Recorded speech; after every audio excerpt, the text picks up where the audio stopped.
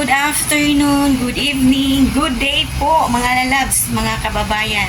So today is Monday. So we are busy na naman sa pag-prepare para sa ating o para sa aking mga alaga. So today, sunny day. Ang ganda ng araw, tingnan niyo po. Sikat against the light. So today po, papakita po ako sa inyo bago ko lang po itong tinanim. So that is Saturday ko lang po siya tinanim. So ngayon sisilipin natin. Nakakatuwa kasi ang bilis niyang tumubo. Yan, so tingnan natin ha. So ito po, dito po nakalagay sa balcony. Ayan. Actually ang liit lang po ng balcony namin. So kaya ayaw ni amo na magtanim ng kahit ano. Pero ako, yan, kasi nga ang hilig kong magtanim, ganyan ko lang talaga na pag interesa na magtanim. Kasi may soil kami na binili ni amo dati. Kasi nga noon nagtatanim kami ni Amoy.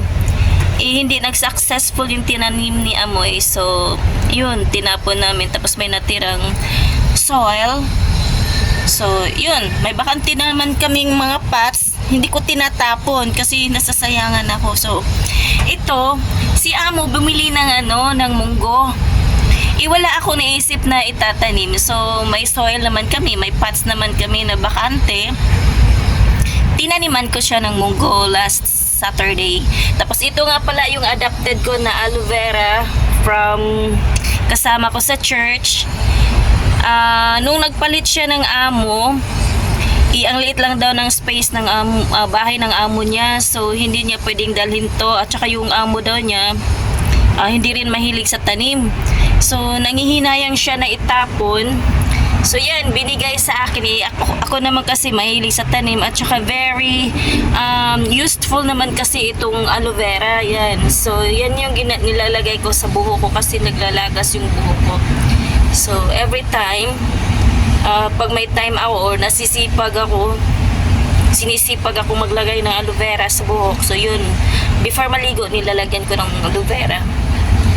So ito na nga guys, tinanim ko nung Saturday na good morning na siya. Ayan, yan yung yung munggo. Yan. So dalawang pots yan. Tapos ang nilagay ko dyan is mga bawat pot nilagyan ko ng bali 2, 4, 6 siguro mga mga 10 piraso na buto ng munggo. Yan. So dalawang araw pa lang yan, na good morning na sila. So aabangan natin yan kung anong resulta niyan, kung mag-successful ba yan or mamumunga ba yan. Tignan natin. Yan. At saka yung alaga ko guys na lalaki, may project siya na parang observation nila sa yan, sa kanilang school project nila na kailangan nilang mag-observe, magpatubo sila ng kahit anong tanim or buto. Tapos obserbahan nila from the beginning up to mag-sprout na siya at mag-dahon na siya. Kaya parang din yan, parang anong tawag nito, may term yan dati, ginagawa din namin yan dati, yung life cycle ng ng tanim. So yun, ito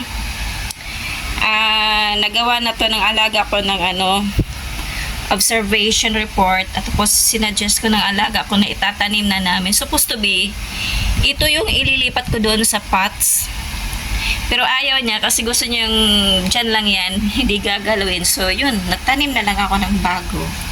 So that's it. And so today bababa ako guys kasi maghahatid ako ng baon ng alaga ko na si Liit. Kukunin to ng school bus niya.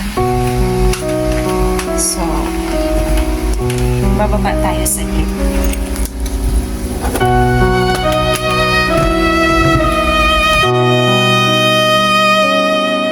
When the morning light gently breaks, I open my eyes to your grace,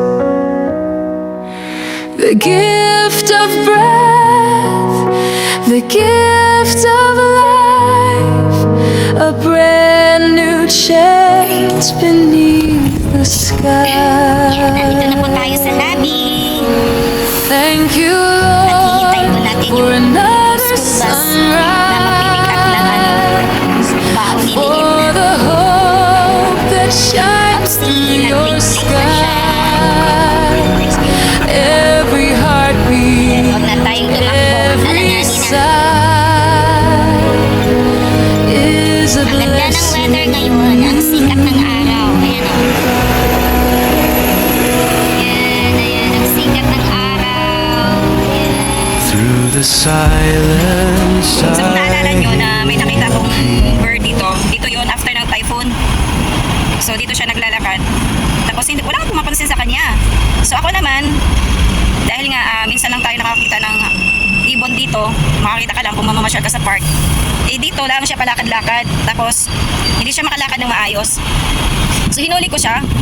At nung nahuli ko siya, may nakita akong konting injury sa kanyang paa.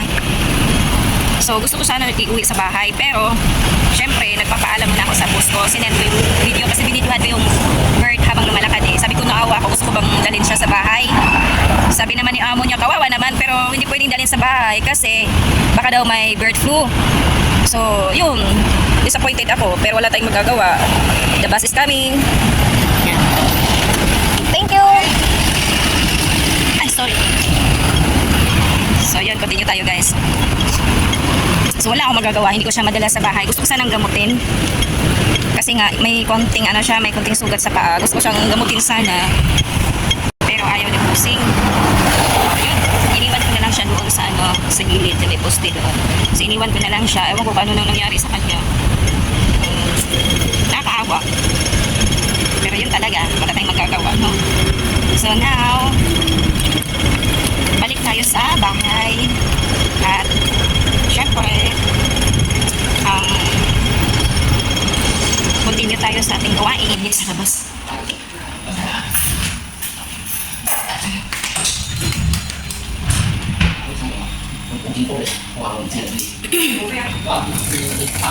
Sa pasok! So yun guys, today kailangan din nating kailangan natin mag-practice sa ating part para sa program this coming October 12. So kailangan pong mag-practice guys, or else mapapahiya tayo. Oh my gosh, may participation kasi yung English community. Tapos instead na may dance intermission kami, singing na lang kasi yung space daw ng venue maliit lang, hindi pwedeng sanyawan, so kanta na lang.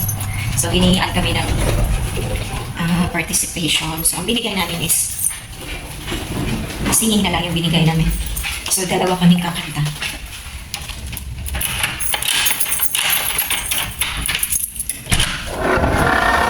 So nandito na tayo sa bahay. So yun nga guys, kailangan kong mapagalin yung lalamunan ko kasi until now ano pa din siya, karap, kumbaga sa Bisaya karap pa. At kailangan nating mag-practice sa song kasi siya, nag-alarm, di English, hindi Tagalog, kundi Cantonese at saka Mandarin. So syempre hirap tayo sa ganoong lingwahe, so kailangan natin mag-practice. So nabubulol pa yung dila ko, nasasapid, anong tawag ito? Basta bulol paghihapon ko. Kailangan natin mag-practice. So kailangan natin yung boses ko, relax.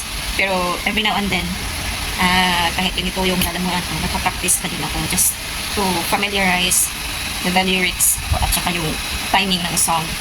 So yun, so mag-practice tayo, konti lang. Kaparinig ko sa inyo, Charis. Ano ba?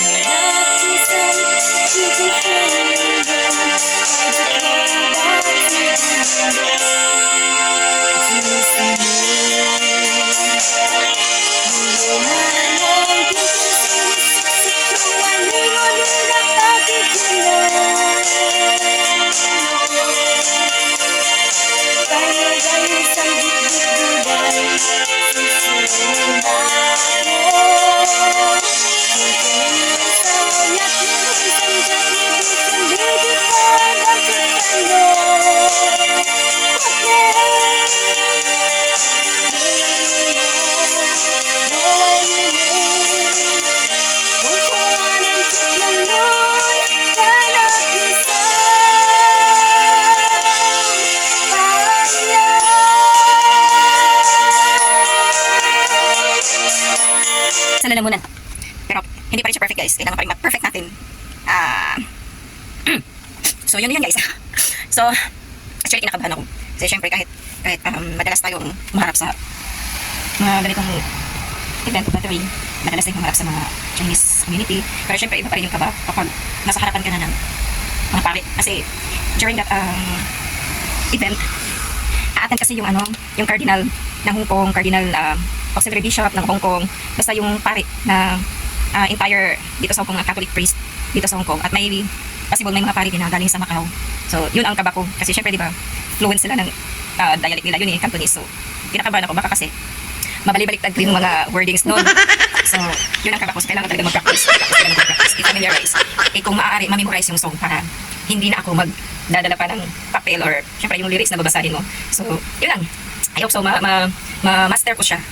So, yun lang guys, thank you for watching. At sa muli, kapamilya, thank you so much for your support. Thank you so much for being there. And thank you so much sa mga visitors na nag-watch o kung dumadaan man ito sa wall nyo na hindi kayo subscribers. So, please subscribe naman. Libre lang yun. So, yun nga, please subscribe. Kung nagustuhan nyo yung video, please share. And wala na ako ibang sasabi, kundi thank you so much for your support. Thank you so much for dropping by dito sa channel ko. At yun, thank you so much kapamilya, IDP family. Thank you so much for your support also. I love ya.